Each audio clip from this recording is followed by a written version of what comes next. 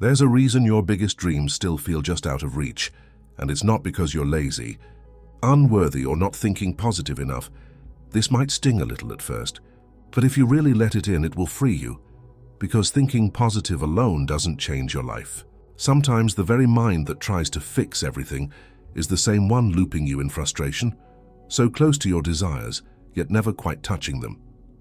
We've all been told that our thoughts create reality. But here's the part most people miss. Thoughts are only the surface level of creation. They're the tip of a much deeper current. The true architect of your reality isn't your mind, it's your vibration. A thought without vibration is like trying to start a fire with air alone. There's no spark. And that vibration doesn't come from what you say you want. It comes from what you feel when no one's watching. Reality doesn't respond to words, it responds to frequency. So we begin in that invisible field of emotional energy, the space where your true creative power lives. Your thoughts can picture a future, but it's your frequency that decides whether that future solidifies into reality or fades as a dream. And this is the unseen battle so many people are fighting every day without even realizing it. On the surface, your mind is doing everything right. You visualize, you write affirmations, you build vision boards filled with everything you want to experience. But underneath all of that effort, your body, the deeper part of your being, is still radiating fear, doubt, and unworthiness. And that's where the disconnect happens. It's like sending two different signals into the universe at once. One says, "I'm ready." The other whispers, "I don't believe I can have it." That conflict creates a vibrational static, a mismatch that blocks manifestation before it even begins, because yes, the universe listens. But it listens to all of you, not just the part performing positivity. And here's the uncomfortable truth. Your energy always speaks louder than your words. That's why someone living in deep self-trust can attract miracles effortlessly, while another person repeating the same affirmations feels stuck in endless waiting. Your vibration is the signal, the field is the mirror. So where does that misalignment begin? It starts with a belief that has been programmed into us. The idea that logic is supreme, that strategy will save us, that manifestation is just a checklist for the mind to complete. But that belief is an illusion. It was born from the separation between mind and heart, between thought and feeling, between self and source, and that illusion has a cost and a life that almost changes, but never fully transforms. You can feel it, that subtle tension between what you say you believe and what your nervous system actually feels. It's not your fault. It's a symptom of a world addicted to control and terrified of surrender.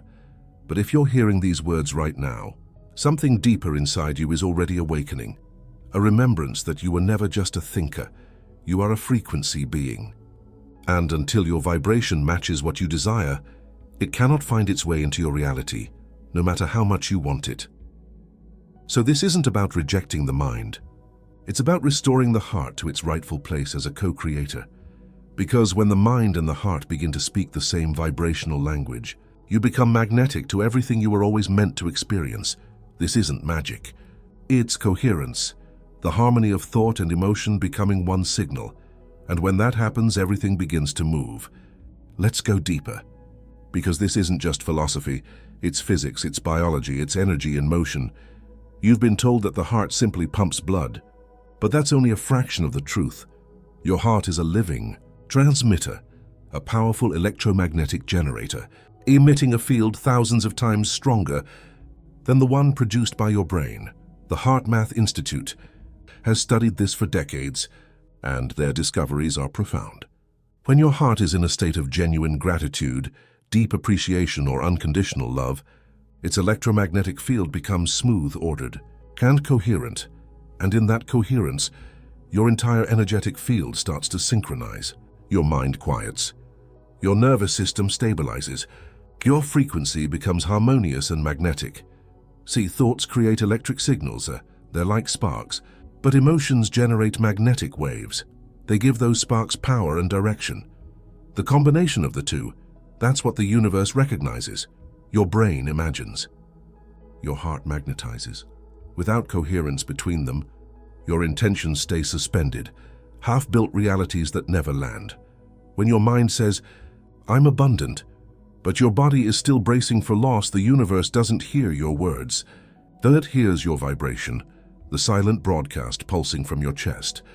That's why gratitude is so much more than a trend.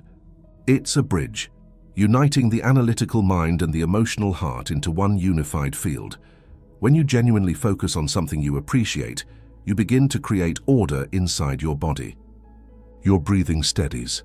Your heart rate synchronizes. Your neural pathways light up in harmony, and suddenly you're not fighting against reality anymore. You're resonating with it. Researchers have measured this. When people intentionally evoke gratitude, their heart rhythms shift into smooth wave-like patterns. Their brain waves begin to synchronize. Their intuition heightens. They become clearer, calmer, and more magnetic. That's not a coincidence. That's coherence, the energetic alignment between heart, mind, and field. It's not positive thinking layered over stress. It's not forced optimism, it's truth vibrating in harmony with itself. When your internal world becomes ordered, the external world reorganizes around it. That's the essence of manifestation. Not force, not effort, but frequency alignment. Here's the missing piece most people never talk about. Manifestation doesn't begin when you think something new. It begins when you become someone new. You can repeat affirmations 1,000 times, but until your body feels them as truth, they remain just words floating in your mind. The real transformation happens when your nervous system finally feels safe enough to believe the new story. That's embodiment. You know, when belief isn't just a mental exercise, it's a lived frequency in your cells. You start walking differently. You breathe differently. You make decisions from a place of calm authority, not from fear or scarcity. It's not about pretending to be confident. It's about remembering that confidence was always your natural state before the world taught you to doubt yourself. Every time you choose to act as if your desire is already true, you send a new signal into the field, and over time, your energy begins to stabilize in that higher reality. That's how identity shifts are born, not from willpower, but from vibrational consistency. You become what you consistently embody. You attract what you emotionally believe you deserve. So when people say don't chase, attract, what they really mean is stop trying to get it. Start becoming it. Because the version of you who already has it doesn't chase. They don't question. They radiate. Their energy does the talking long before their words ever do. And that's the secret the mind resists. You can't think your way into alignment. You have to feel your way there. Feeling is the language of the field. Emotion is the signal that rewires reality. When your actions, emotions, and intentions finally match, the universe doesn't have a choice. It must respond not because you forced it, but because resonance is law. So the real work isn't about getting more, it's about releasing everything that tells you you're not already it. You stop seeking. You start remembering. That's embodiment. That's the bridge between thought and vibration. That's how your new identity takes form. Not in the future, but here in this very breath. Here's where everything begins to bend. Not just your beliefs, but time itself. Because what you call time isn't a line moving forward. It's a field of infinite possibilities, all existing now. The version of you who already has the life you dream of, they're not somewhere far away. They're existing right here, in another vibrational layer of this same present moment. You don't wait for that version to appear. You tune into it. Think of it like radio frequencies. The song you want to hear isn't far away, you just have to switch the channel. Your thoughts are the dial. Your emotions are the tuner. When both align, you lock onto a new frequency. And suddenly what felt impossible starts to unfold in front of you. That's not coincidence. That's the collapse of time. Because when your vibration matches your future, the universe reorganizes itself to reflect that new signal, instantly. This is why quantum physicists say the observer influences the observed. Your focus doesn't just describe reality, it creates it. Every emotion you feel is an instruction you send into the quantum field. Every time you feel gratitude before the evidence appears, you accelerate the timeline that brings it into form. You stop waiting for proof, you become the proof. And the moment you do that, time bends in your favor. Synchronicities multiply. Opportunities find you. People appear exactly when you need them. It's not luck. It's alignment with a timeline that already exists. The future doesn't happen to you. It's summoned by your vibration. So when you live as though it's already done, you pull that reality out of potential and anchor it into form. That's the quantum shift, when desire stops being something you chase and becomes something you are. And once you reach that level of coherence, manifestation stops being an effort. It becomes a reflection, because in truth you never attract what you want, you attract what you are. In the end, all of this, the manifesting, the shifting, the alignment, isn't about becoming someone new. It's about remembering who you've always been, because underneath the noise, the effort, the waiting, you were never separate from what you seek. You were never disconnected from your power. You were simply taught to forget it.